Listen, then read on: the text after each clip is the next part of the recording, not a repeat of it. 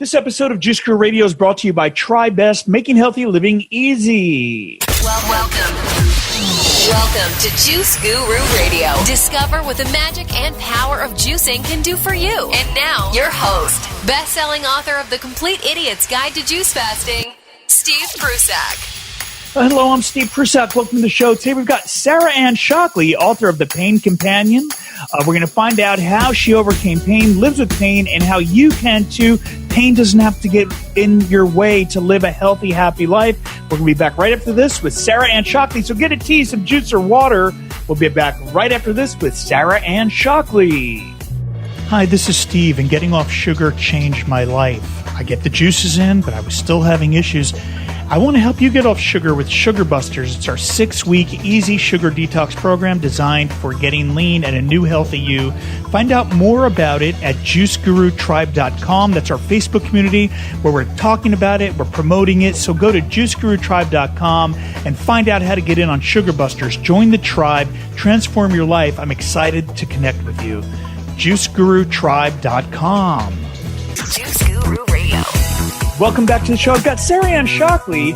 Her new book is The Pain Companion. You can get that on Amazon, bookstores worldwide. Her website is www.thepaincompanion.com. We're going to hear about how she overcame thoracic outlet syndrome and living with the pain and all those other tips, secrets, and everything else that she's teaching. Let's welcome to the show right now, Sarah Anne Shockley. Well, thanks very much, Steve. It's great to be here. Thank you, Sarah. I mean, there's been a lot of excitement in the community because a lot of people are living with pain, still trying to live in gratitude. But as we go through life, we do have to be in pain. How can we say it? Yeah. Well, it's something that we're going to meet on our path in life, one way or another.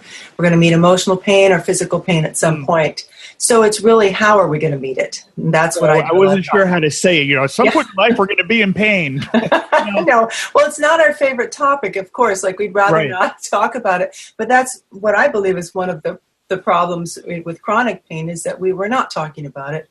We're talking about it as an epidemic, but we're not talking about how it affects the person in pain and what it does to the person's life, and how do you live with that? How do you live when you're waking up every day in terrible pain? What do you do? How do you get beyond the awful sense of loss and loneliness and guilt and shame? There's just a lot of stuff that goes with living with pain. So that's a lot of what I try to address in my book and what we'll talk about today, and other thoughts about it too. Well, we'd love for you to share your story, because obviously you've overcome some serious injury and pain. So can you take us back to what happened and how you worked to overcome it? Yeah, and I'm still in it. I wouldn't say I've totally overcome it. So I love the word, but I'm not quite there yet. But I've certainly gone through the worst of it, I think, and I've been able to bring down the acute levels and able to function and able to re-engage with life. And that's what I really talk about. How do you find a way to re-engage with life while you're still moving through pain? So, it was the fall of 2007. So it's been a while now.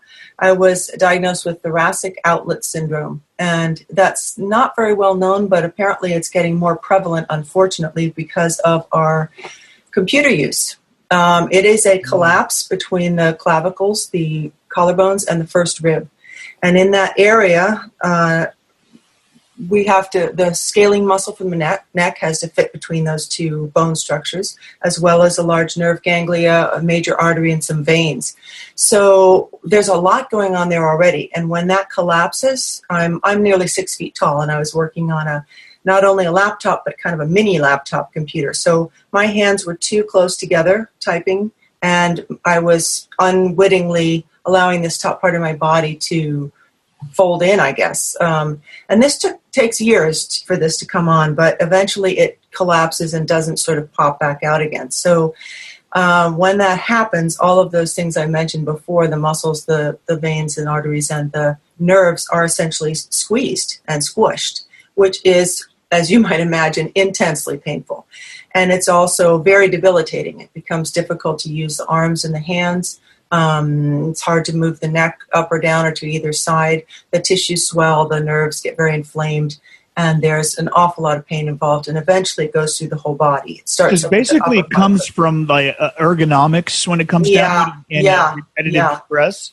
Yes, absolutely. Ergonomics. And also some people do get it from an impact, like a car accident. It's suddenly impacted and it folds in and won't come out again. And the unfortunate part of this is that there are some physical therapies you can do for this, and some people are helped by it. I had it on both sides of my body, which is unusual. Usually it's only on one side. And it affected all three of those areas that I mentioned before. So some people are usually affected more with nerves or more with muscles. I had them, I got the super deluxe version. So it wouldn't respond well to any of the normal physical therapies that are out there. So I was kind of left with, what do I do with this? Because the only physical therapy I had was walking slowly. And that was about it.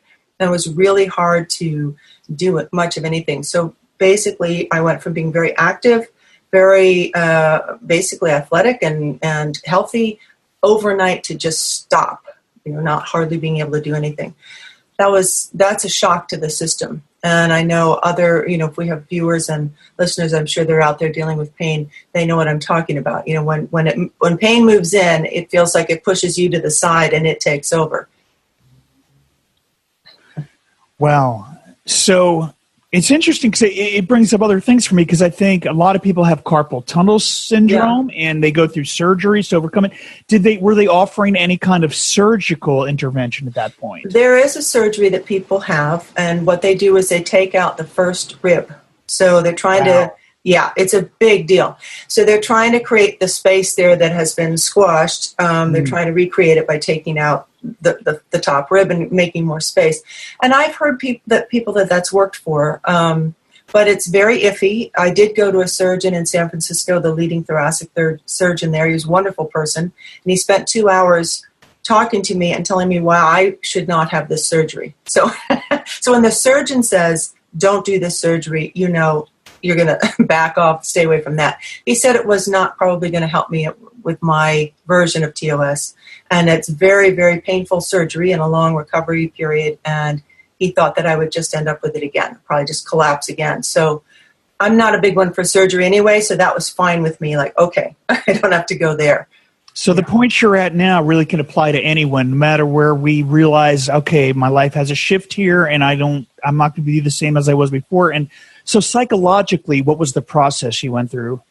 Oh boy, it's really tough. The first thing that happens usually, when something like this happens, we don't know it's chronic, first of all. We meet something, a condition, an illness, an injury, whatever it is, and most of us expect that it's going to get better, especially if we've been active and healthy all our lives, as I had been, and everything else had healed. So this was going to get better too, right? So I just kind of went with it and thought, oh, this is difficult, it's really painful, but it's going to go away. If I just do the right thing, take care of myself, and I had to slow way down, of course, and pull way back.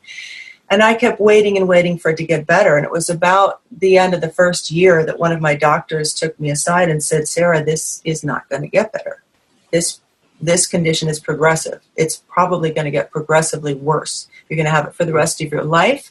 And if it gets really bad, your arms can atrophy. Oh, thank you. That's I was glad to know, okay, I have to deal with this, but wow, I remember driving home from that appointment just in utter shock. Like, the rest of my life, I'm going to deal with this, and it can get worse, and there's no solutions out there. There's no treatments that work for me.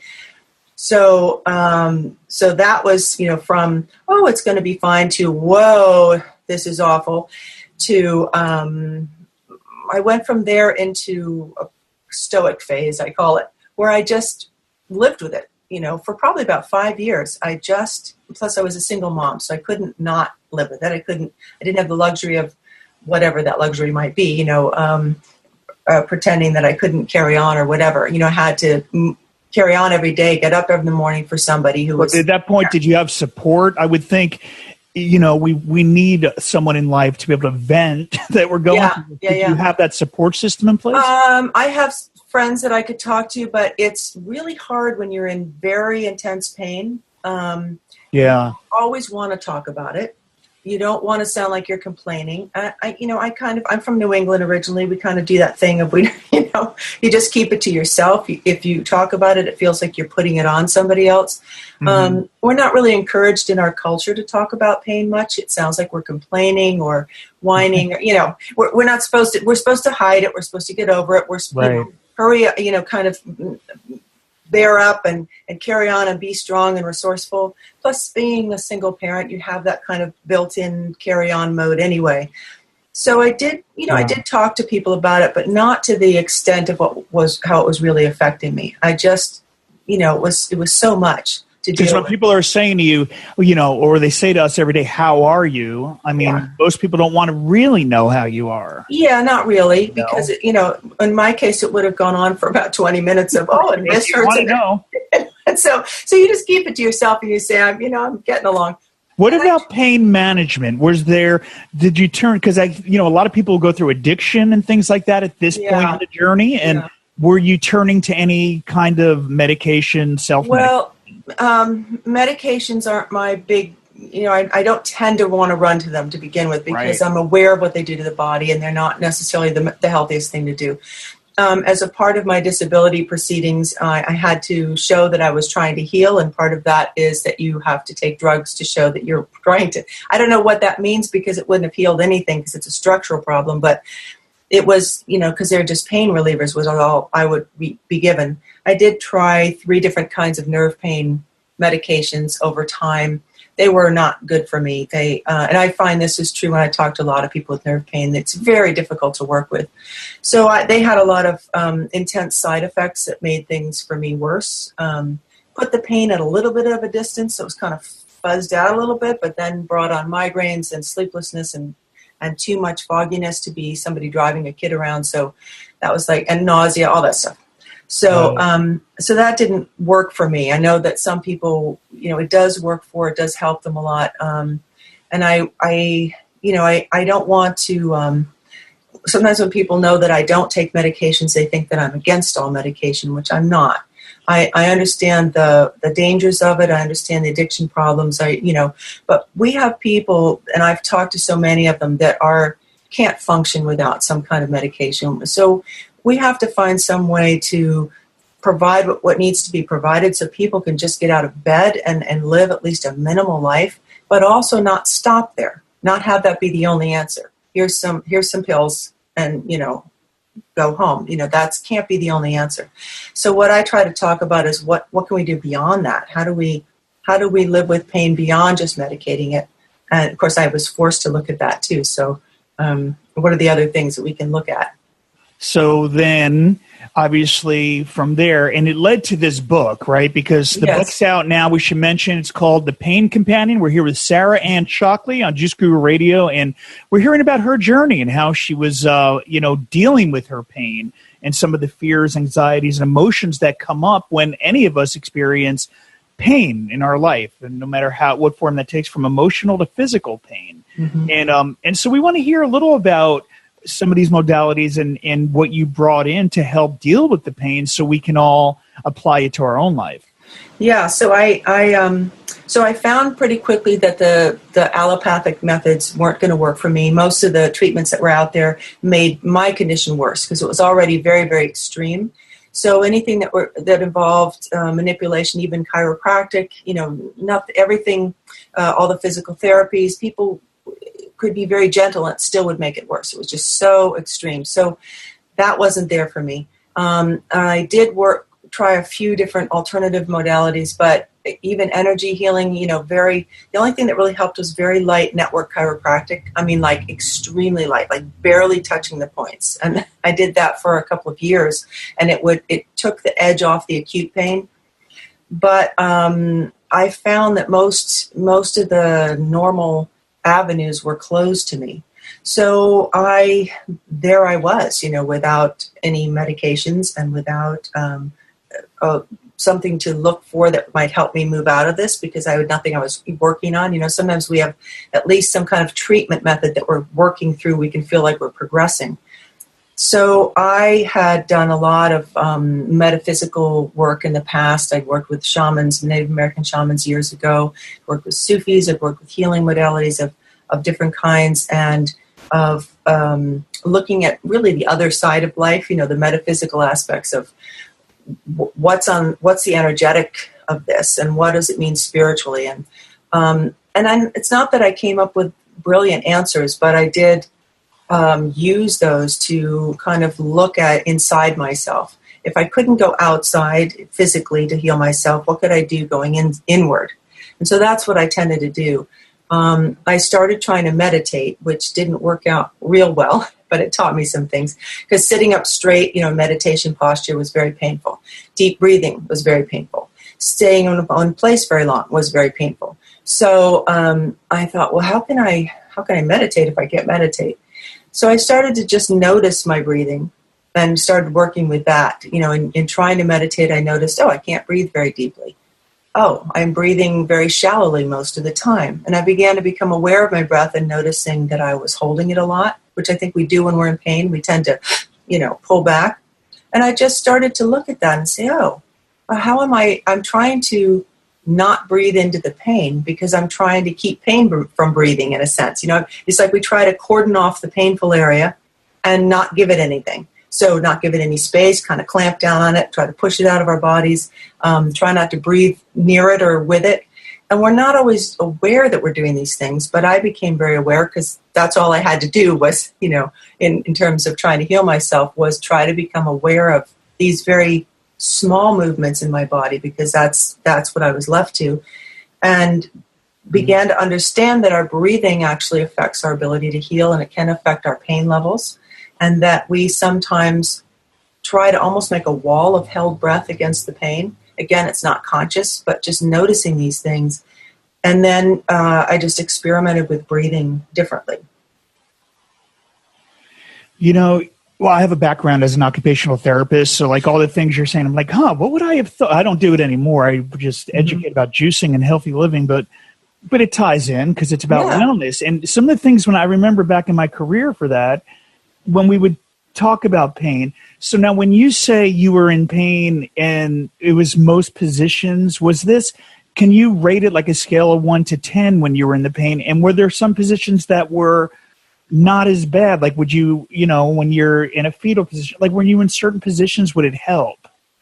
Unfortunately with this, not terribly. What helps is to move from one to another position. Yeah, I was at 10 a lot of the time for years. I mean, it was really, really difficult. And I'm really strong. And these are all things we would take for granted, taking deep breaths and and just things that you probably were taking for granted before. Yeah. Oh, absolutely. You wake up in the morning, and so many people in pain have to face this. You don't sleep hardly at all at night. I slept for maybe 40 minutes at a time, and it wasn't deep. It was like snoozing, because it takes a while to try to get some kind of position with the neck. The neck was always trying to put pillows under there so it wouldn't be too much this way, too much that way, and putting your legs some way or other, and then trying to get into some position that felt remotely less worse than the other one. And then you might be able to fall asleep. But sometimes I wouldn't fall asleep till maybe 4 a.m. I mean, I empathize because I had a severe knee injury, and everything you're saying is bringing back the memories of, I don't want to remember, but it's like I know exactly what you're talking about. Yeah, and so a lot of us, it's something to know about people in pain. We're sleep deprived. We're kind of walking around like zombies. I mean, there's a lot that goes with living with pain besides just the physicality of the pain. There's so much more. So no position was particularly good, and I had to shift around probably at least a dozen times a night. Wake up and kind of, do this very slow motion rocking, kind of try to get to the other side because I couldn't use my arms to push, It was pretty crazy. And then in the morning, it would be like, you'd wake up, and sometimes, honestly, I felt like I was in worse pain than when I'd fallen asleep. I felt like I'd been beaten up by gorillas all night and, run over by a steamroller. So, it's really amazing how much pain the body can hold. And just gently kind of, rolling over and trying to put a foot on the floor and very slowly standing up and then trying to come up to straighten. I know people with back issues can probably relate to this. It's very similar to having a back problem in terms of just that slow trying to just get yourself up. And then, when you're in a lot of pain, just getting out of bed is a major challenge, and facing the day again. So it's remarkable. And then you might be using up most of your energy to go take a shower, and you're exhausted again. So it's quite challenging. Well, let's talk about some of the concepts in the book here. And again, it's called The Pain Companion. And one of the first things you talk about, you say the first step in healing is to fully arrive in your pain. So what do you mean by that? Well, it's probably not a very popular notion because we mostly don't want to be in pain. We don't want to be with it. But what I found, for me anyway, is that in this, we have pretty much a pain avoidant culture, and I was kind of alluding to it before, that we don't want to meet pain on our path. We don't want to believe that it's part of human experience.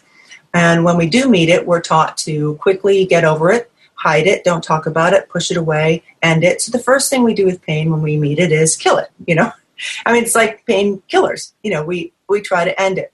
It's so, this idea about pain being bad and wrong and a mistake is so pervasive that it seems normal to just try to end it. I mean, why would we do anything else? And I'm not saying that we would necessarily want to enjoy it or that we would want to have more of it or that we wouldn't want to medicate so that we could get through it. But to, instead of just having it be the battle with pain, pain's the enemy, we're going to punch it in battle. We get stuck in this stalemate with it. And it's particularly with chronic pain, it's not moving. So what I found was that it seemed to me eventually, because I did that for a while, and that just made my pain shoot through the roof, trying to fight or trying to force it out. And we're taught that that's what we should do. We should get over it. We should, be strong. We should battle it. And yet, boy, if it's not working, what do you do instead?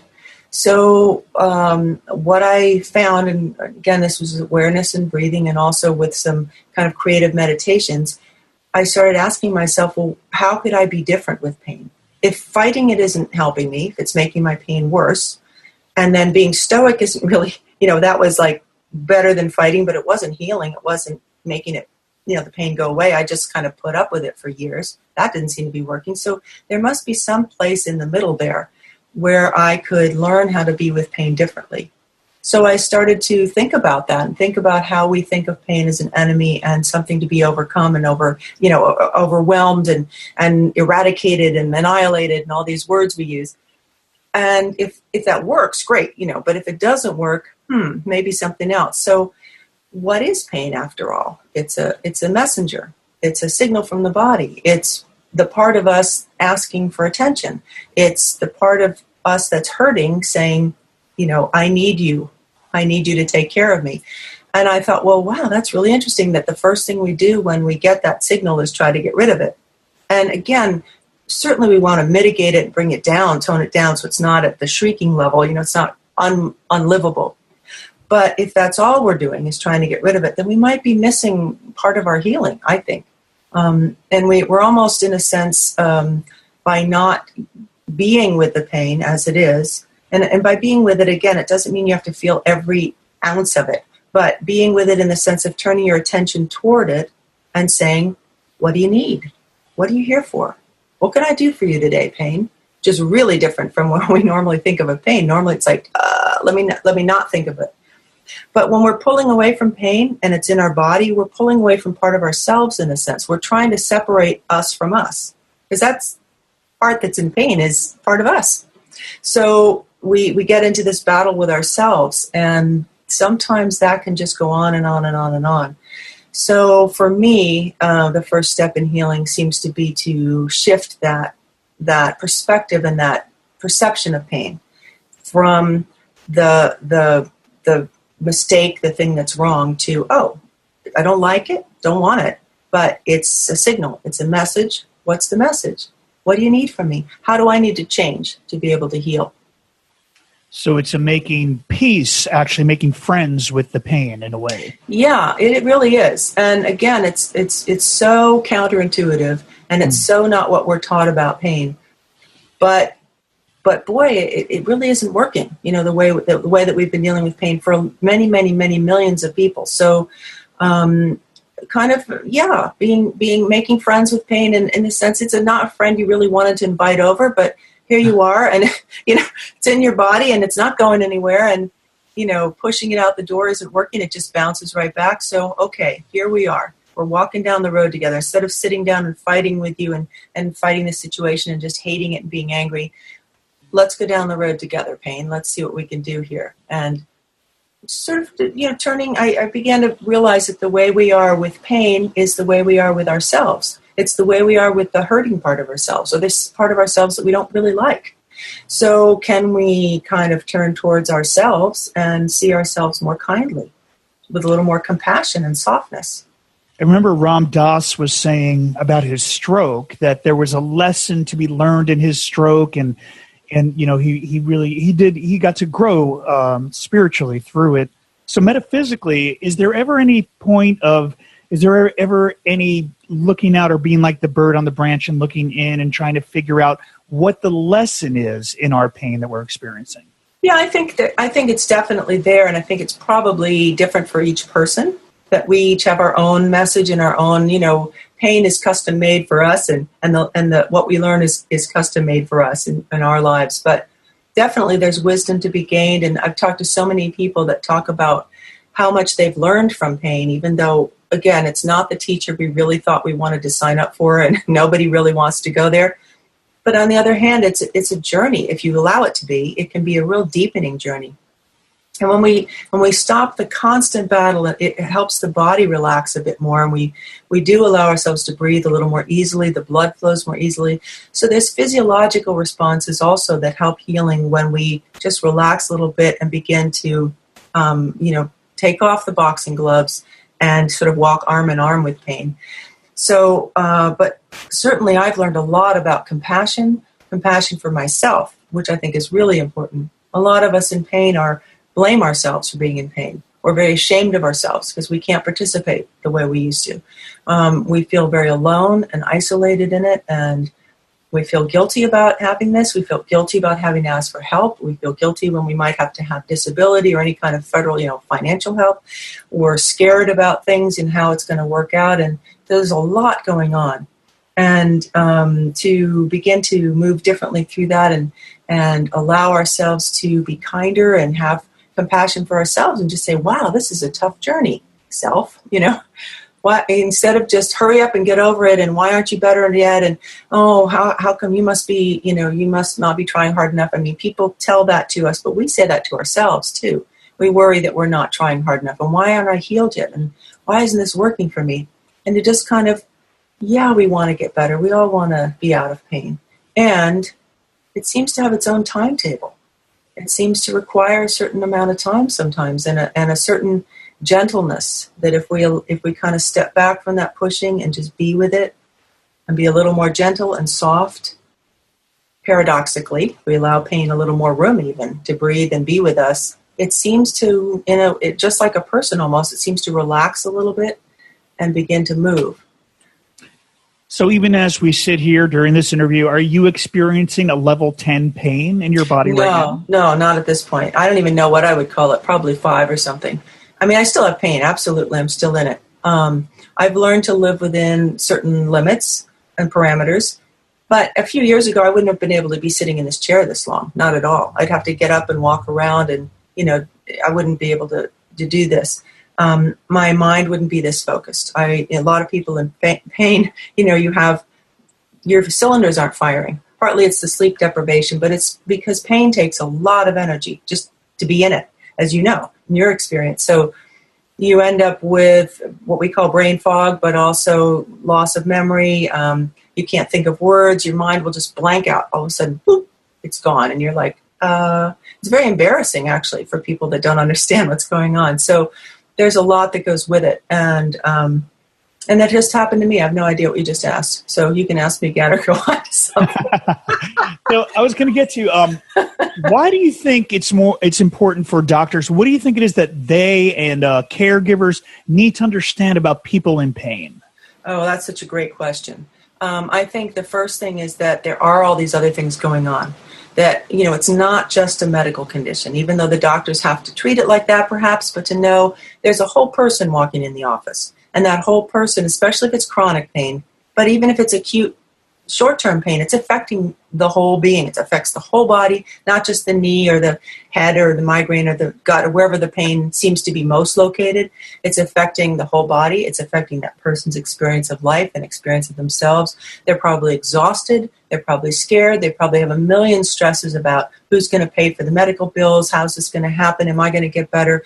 Can I get disability? Am I going to have to do that? Can I work anymore? Who's going to take care of my kids? I mean, there's a million things that walk in the door with that condition and that injury. So too, I think it would be great if we could include a little more of the sort of old-fashioned human presence, which is so healing and so important to healing, back into our doctoring, which we've almost, tried to cut completely out of with this regimented sort of way we're dealing in only so many minutes. But if doctors can just at least know that somebody walking in has a whole lot of other things going on in that package, and that part of the healing process is to just allow them to tell you what's going on. We get interrupted so often. Doctors will say, "Oh, I know what you're talking about." And you say, "Well, wait a minute," And especially for me, I have an extreme version of this. So doctors might say, "Well, I know what TOS is." Well, they don't know what mine is because it's very extensive. So we need to feel listened to. We need to feel heard. We need to feel respected. Sometimes we feel like we're walking conditions or walking pain things when we're met by doctors or people that are relating to us mostly by the pain or the condition. We'd like to be seen as full people and believed. It's true that pain can go on. And it's unfortunate, but sometimes we're disbelieved. Sometimes we're told that can't be so. You can't, how could you be in pain this long? It just doesn't go on for years. You must not be trying hard enough. We get all of these things. And I think we need a little more support in the way of just, maybe there's a few people out there that are exaggerating, but most of us in pain, honestly, we minimalize it. We don't tell the whole story. It's, we're not out there. I mean, I had to learn how to talk about it, and I had to learn the words to use, because I would just say, well, my neck hurts. And it was like, way beyond that, But so I think that, to sort of err on the side of giving more to the person who's walking in and give them more credence and more, I guess, just honoring where they're at and respect. Yeah. It's Sarah Anne Shockley. Again, the book is The Pain Companion, Everyday Wisdom for Living with and Moving Beyond Chronic Pain. And you can get that at Amazon bookstores worldwide. Her website is www.thepaincompanion.com. And we're going to have links to that under the show notes at juicegururadio.com for today's show. So be sure to tune in there. And if you're in the Juice Guru Rewind, we'll have the link for you in your email and in the Rewind video that you'll get as part of this. Before we close out, though, Sarah, what do you hope that most readers will take away from reading your book? Well, absolutely a sense of not feel so isolated and alone in pain. I know it's a private experience, and we feel so cut off when we're in pain. But to have the sense that at least somebody else there gets me, by reading this, a lot of readers have told me how important it is that they just, when they read through what I've written about these different emotional aspects of living with pain or how it affects our lives, to just be mirrored and be witnessed and, wow, somebody understands what it's like. And that in itself can be incredibly healing, to understand that when you're going through these amazing feelings, you're not crazy, you're not the only one feeling them. There's other people out there that get that, and that there are ways to be with pain and to be with yourself that might be a little more healing, a little softer, to just give yourself a break. It's really hard to be in pain. It's really hard. And so maybe to pull back from having to be the perfect patient or having to heal at any particular time, or to why did this happen, or you're not a mistake, you're not a failure. It's something that we all meet in life. And so just to be with yourself in a kinder way, I'd say. Well, Sarah Anne Shockley, thank you so much for your brave sharing of this story and helping other people with this. Thank you for being on our show. And we will take some questions from the Juice Guru community from juicegurutribe.com, and that's on Facebook. But we're going to go off iHeartRadio right now. We're going to go off the air. But join juicegurutribe.com if you want to be part of the conversation, or juicegururewind.com for behind-the-scenes green room access. Sarah, thank you again for being here. Oh, thank you so much. I really enjoyed it, Steve. I hope it helps people out there. Thank you. So healing. Thank you again. I'm Steve Prusek, and we'll see you next time. Thank you for listening to Juice Guru Radio. Find out more about us at juicegururadio.com. Until next time, get your juice on.